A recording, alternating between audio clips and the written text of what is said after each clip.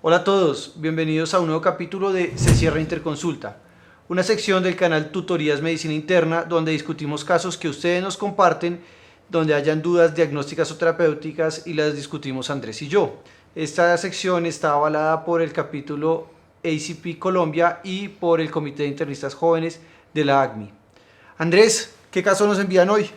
Bueno, hoy desde Neiva, el doctor Andrés también nos presenta el siguiente caso. Está cortico. Paciente de 72 años, enfermedad renal crónica estadio 4 y cardiopatía isquémica como antecedentes. Está en manejo para osteoporosis con denosumab por 10 años. Y tras 10 años de manejo asiste con una densitometría que tiene un T-score de menos 2.7. El doctor Andrés nos pregunta qué deberíamos hacer con el manejo de la osteoporosis de este paciente. Perfecto, entonces para poder responderle al doctor Andrés, yo creo que podemos plantear las siguientes tres preguntas. Primero, ¿cómo se debe hacer el abordaje general de la osteoporosis? Segundo, ¿cómo podemos evaluar la respuesta al tratamiento en la osteoporosis? Y tercero, ¿qué hacer en este caso particular donde coexisten algunas particularidades como es la enfermedad renal crónica y la enfermedad cardiovascular? Entonces, Andrés, ¿qué opinas de la primera pregunta? ¿Cómo es el abordaje general de la osteoporosis? Lo primero que tenemos que recordar es que la osteoporosis es una enfermedad ósea sistémica en donde va a haber una afección en la microarquitectura del hueso con una disminución de lo que sería la densidad mineral ósea. Y esto lo que va a hacer es que los huesos sean más frágiles y por ende que los pacientes tengan un mayor riesgo de fracturas, que es el desenlace que realmente vamos a querer evitar en estos pacientes. Son muchos los factores de riesgo que están documentados para la osteoporosis, pero los más importantes definitivamente son una mayor edad y el sexo femenino. Sin embargo, pues en general se habla de que todos los adultos, la población general por encima de 50 años, hasta el 15% pueden llegar a tener este diagnóstico.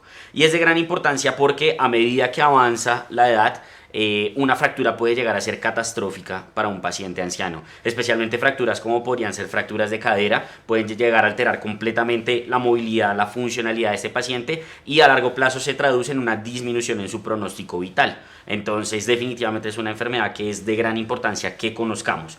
Por lo tanto, la idea no es esperar a que tengamos la manifestación clínica de la osteoporosis que va a ser la fractura, sino que determinemos su diagnóstico antes, básicamente evaluando cuáles son los pacientes que están en mayor riesgo de tener esta enfermedad y con base en eso estableciendo una estrategia de tamizaje. Pero al igual que todas las estrategias de tamizaje que tenemos en salud, pues estas estrategias deben de ser costo efectivas porque estamos hablando de hacerle un examen a un gran número pues, de personas.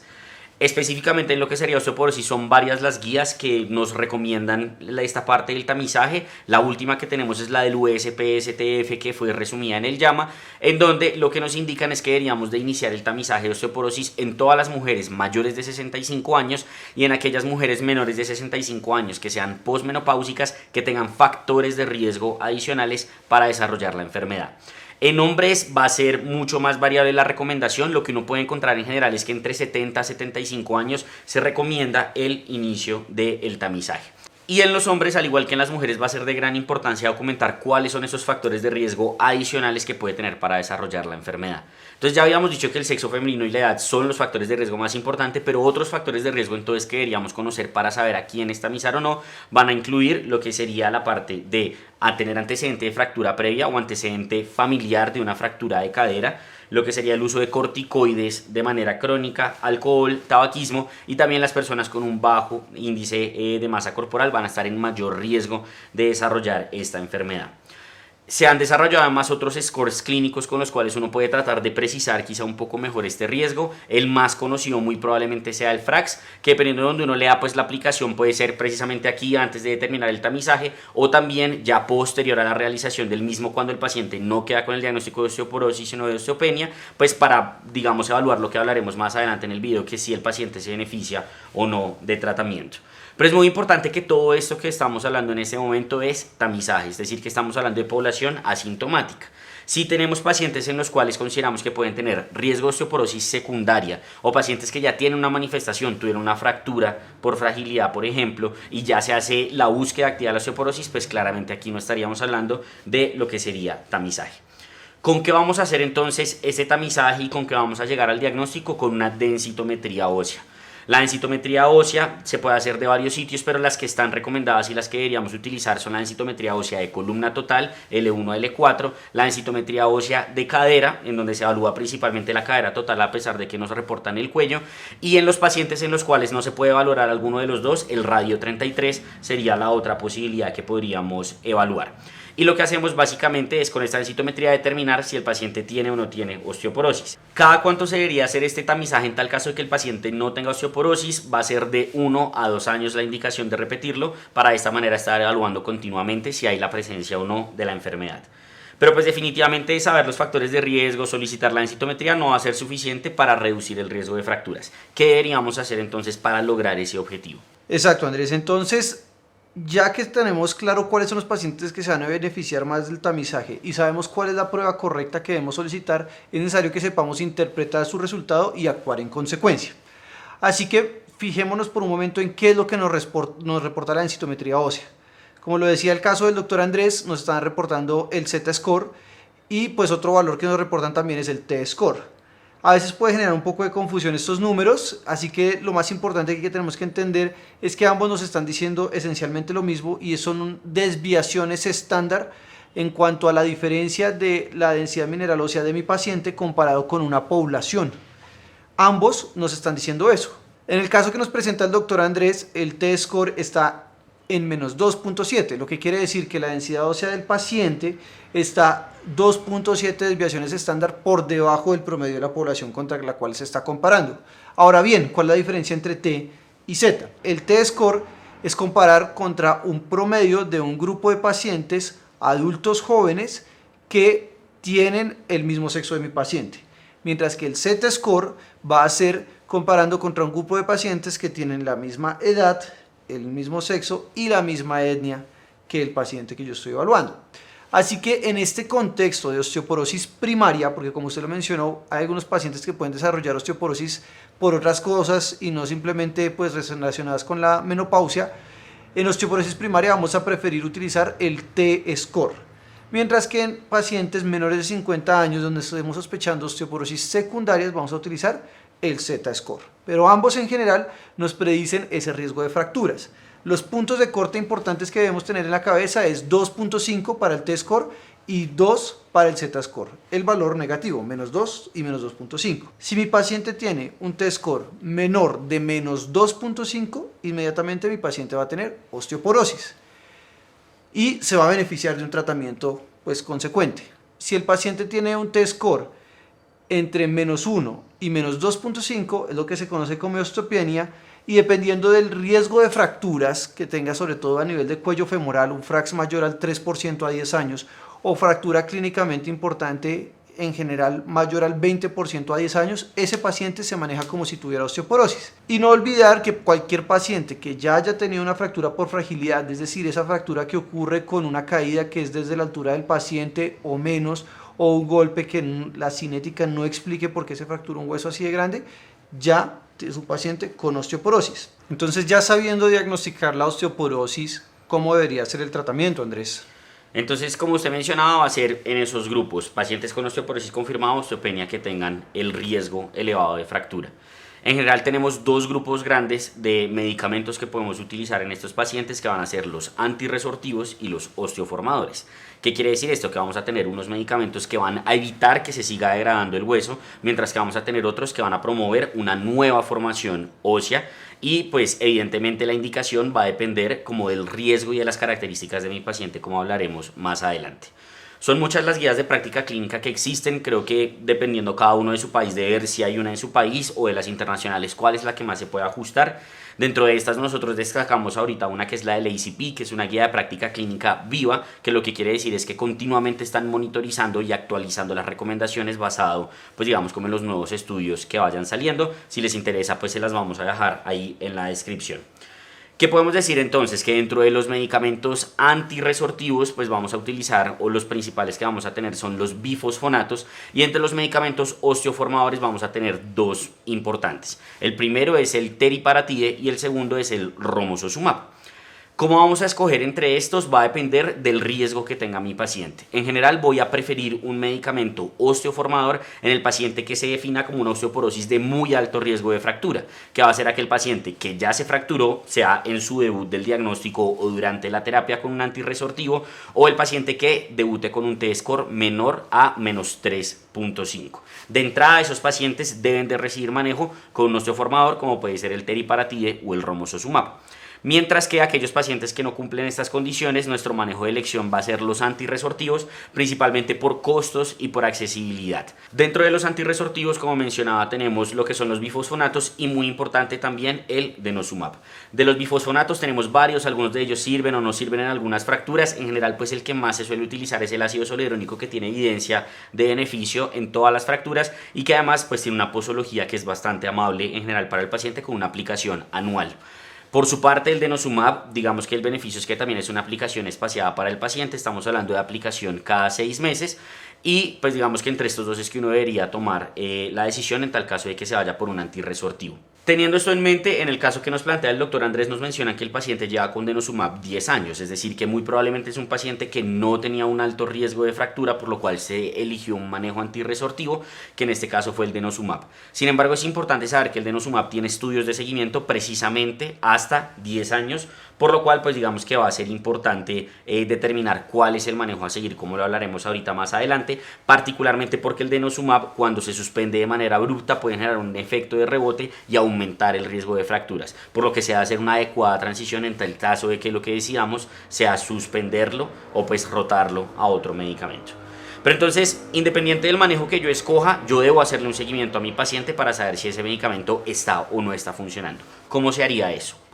Perfecto, Andrés. El seguimiento, independientemente de la terapia, debe ser un seguimiento clínico integral, recordando que nuestro objetivo final va a ser reducir las fracturas y preservar la funcionalidad y la sobrevida de nuestros pacientes. Entonces, estos pacientes deben tener un contacto médico frecuente y así como en la recomendación de tamizaje, repetirlo cada 1 o 2 años, en estos pacientes también se debería considerar repetirlo cada 1 o 2 años, aunque esa recomendación probablemente aplica para sitios donde está así disponible y pues vemos otras guías que recomiendan alrededor de 4 o 8 años de seguimiento con la densitometría ósea y también se puede hacer seguimiento con algunos marcadores de resorción o de formación ósea que además son más específicos para el tipo de terapia que estamos utilizando, sin embargo puede que no esté disponible en todas partes. Entonces, en el contexto de la densitometría ósea, la idea en el seguimiento es que con esas imágenes seriadas verifiquemos que la densidad mineral ósea se mantenga o aumente, pero con que no empeore,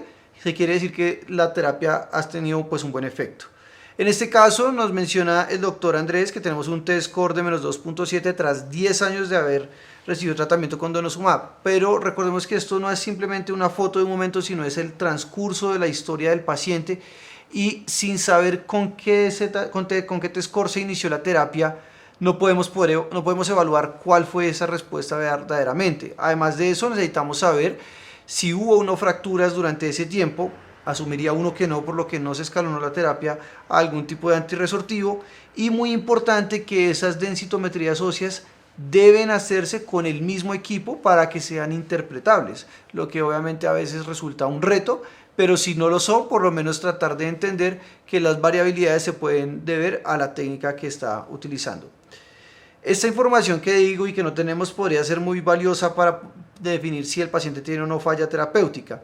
Pero lo que sí es importante que podemos resaltar de este caso es que lleva 10 años con el tratamiento, lo que nos hace pensar que no ha tenido efectos adversos del denosumab, que más que todo se relacionan con el momento de la aplicación, algo de hipotensión o también con episodios de hipocalcemia. Así que si no es una falla terapéutica, uno podría considerar continuar la terapia, ya que no parece haber ninguna contraindicación.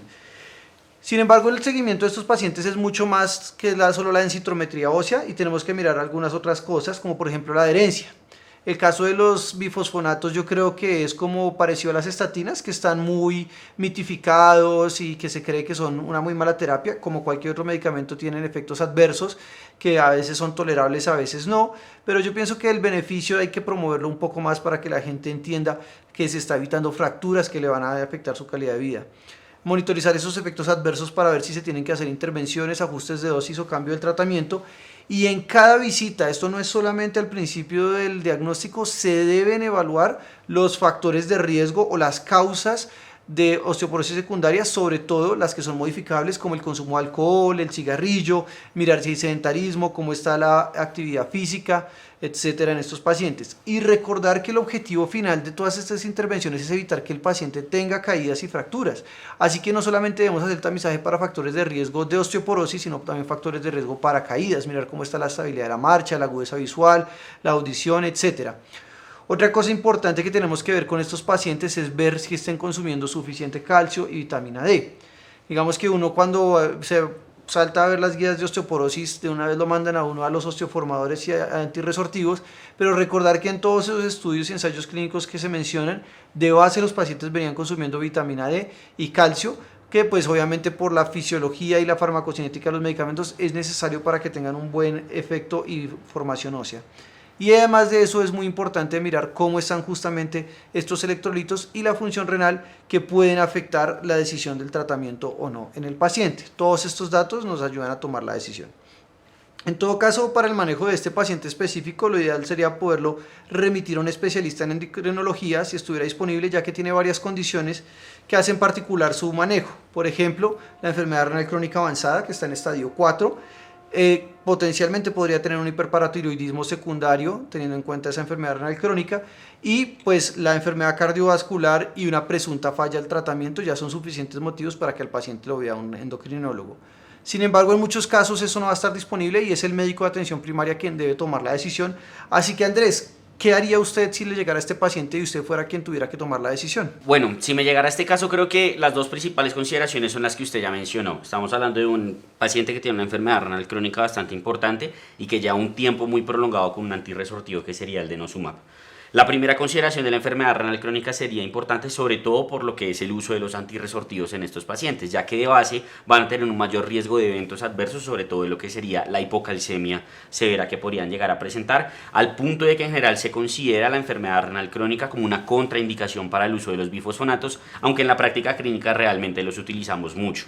Precisamente en esta comparación de lo que sería denosumab versus bifosfonatos en estos pacientes, hay un estudio reciente publicado en Annals en Japón, en donde compararon en pacientes en diálisis el uso de bifosfonatos versus denosumab. Y lo que documentaron es que si bien el denosumab redujo en un 45% el riesgo de fracturas, aumentó en un 36% el riesgo de eventos adversos cardiovasculares mayores, y este evento adverso de hipocalcemia fue peor en ellos, que es algo que uno de entrada no esperaría, porque normalmente en los renales crónicos uno usa denosumab por un menor riesgo de hipocalcemia.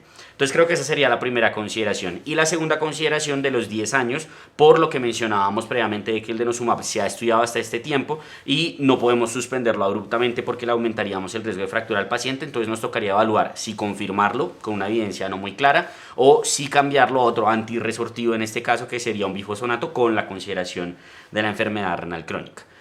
Y creo que un tercer componente que no tenemos claro, pero que sería importante para tomar la decisión, es qué ha pasado con el tratamiento, si estamos hablando o no de un fallo terapéutico. Porque si no estuviéramos hablando de un fallo terapéutico, yo creo entonces que muy probablemente podríamos o considerar continuar con el denosumab, no me parecería una mala idea, o la otra posibilidad es cambiarlo a un bifosfonato con la particularidad de la enfermedad renal crónica que estamos mencionando.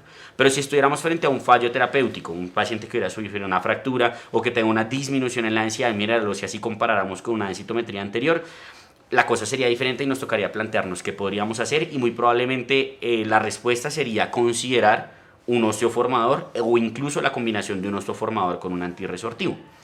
Dentro de los osteoformadores, pues el romosozumab en este paciente tiene una consideración importante, y es que tiene una cardiopatía isquémica de base, lo cual le va a contraindicar su uso, por lo cual ya el romosozumab no sería una opción en él. Y el teriparatide podría llegar a ser una opción, pero pues como es un enfermo renal crónico y usted mismo mencionó puede tener un hiperparatiroidismo secundario a esto, eso también le podría condicionar pues una contraindicación para el uso del teriparatide. Entonces creo que tocaría evaluar eso en tal caso de que fuera un fallo terapéutico, para definir continuar con denosumab o rotar a ácido zoledrónico o hacer un cambio a teriparatide o la combinación de teriparatide con el antirresortivo, que también podría ser una opción. Bueno, José, ¿cuáles serían los mensajes para llevar a la consulta? Perfecto, Andrés. En primer lugar, la osteoporosis es una enfermedad bastante frecuente, sobre todo en mujeres posmenopáusicas y especialmente mayores de 65 años, pero también en hombres por encima de los 50 y sobre todo 70 años, que tiene unas implicaciones importantes para la calidad de vida y su pronóstico. Por lo tanto, debemos tamizar a los pacientes que estén en riesgo, idealmente con una densitometría ósea.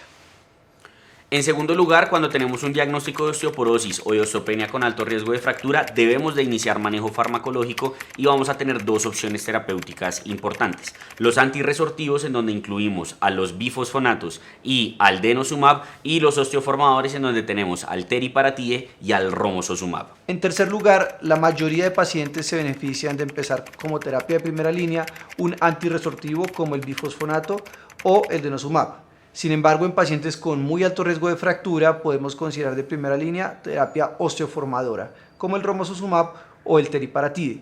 Y siempre debemos hacer un seguimiento clínico y con densitometría ósea cada 1 o 2 años.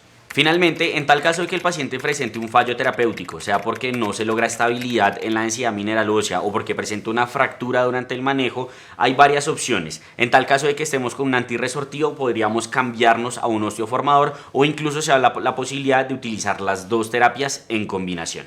Perfecto, Andrés. Si quieren conocer más de estos temas, los invitamos a consultar la sección 18.13 del texto de Medicina Interna de la ACMI, donde podrán profundizar en temas de osteoporosis. Y si tienen casos que consideran que podemos discutir Andrés y yo en este canal, los invito a que nos lo envíen en el link que les dejamos en la descripción. Y con esto, Andrés, yo creo que se cierra Interconsulta.